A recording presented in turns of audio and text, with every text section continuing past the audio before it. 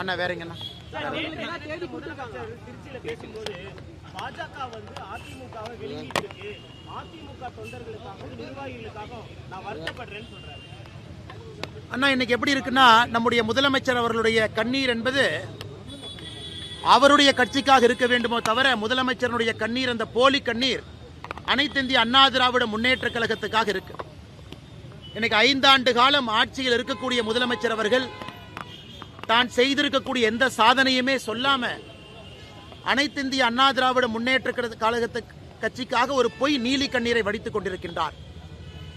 முதலமைச்சர் அவர்கள் நன்றாக உணர்ந்து கொள்ள வேண்டும், தமிழகத்தில் அவர் என்னதான் திசை திருப்பினாலும் கூட மக்கள் திராவிட முன்னேற்ற கழகத்தை வீட்டிற்கு அனுப்ப வேண்டும் என்கின்ற முடிவுக்கு வந்துவிட்டார்கள்.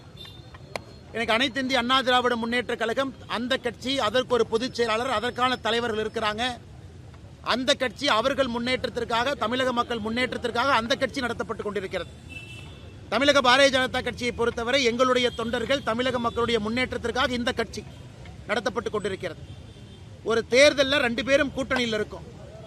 இதே வாதத்தை சொல்லக்கூடிய முதலமைச்சர் இதற்கு முன்பு திராவிட முன்னேற்ற கழகத்தினுடைய கூட்டணியில் நாம் இருந்தோம். 1999 2003 காலகட்டம் வரை அந்த கூட்டணியில் இருந்த பொழுது திராவிட முன்னேற்ற கழகம் கட்சி விழுங்கப்பட்டதா?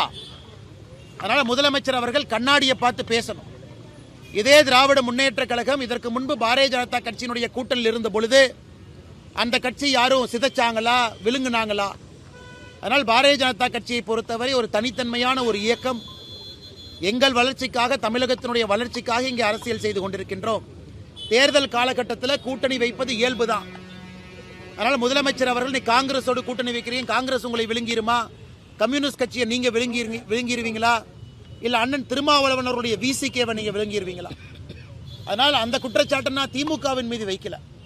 ஆனா திமுக இன்னைக்கு ஏன் அந்த குற்றச்சாட்டை வைக்கிறாங்கன்னா, மக்கள் மனசுல திசை திருப்பணும், ஆட்சியினுடைய தப்பான விஷயத்தை மக்கள் பேசக்கூடாது என்பதற்காக மட்டும்தான்.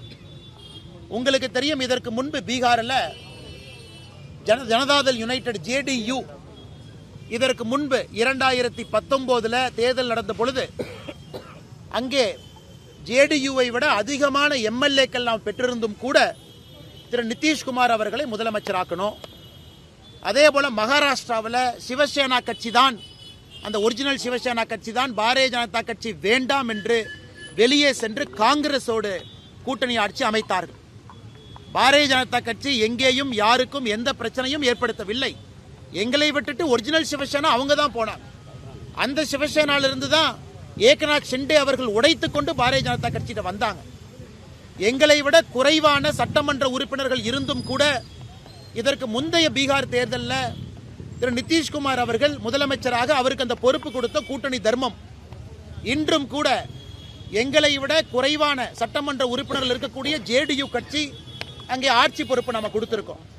அதனால் முதலமைச்சருக்கு இதெல்லாம் புரியாது, இதெல்லாம் தெரியாது, வேண்டுமென்றே அபாண்டமான குற்றச்சாட்டை சுமத்த வேண்டும் என்பதற்காக முதலமைச்சர் அவர்கள் பேசிக் கொண்டிருப்பதாக நாங்கள் பார்க்கின்றோம்.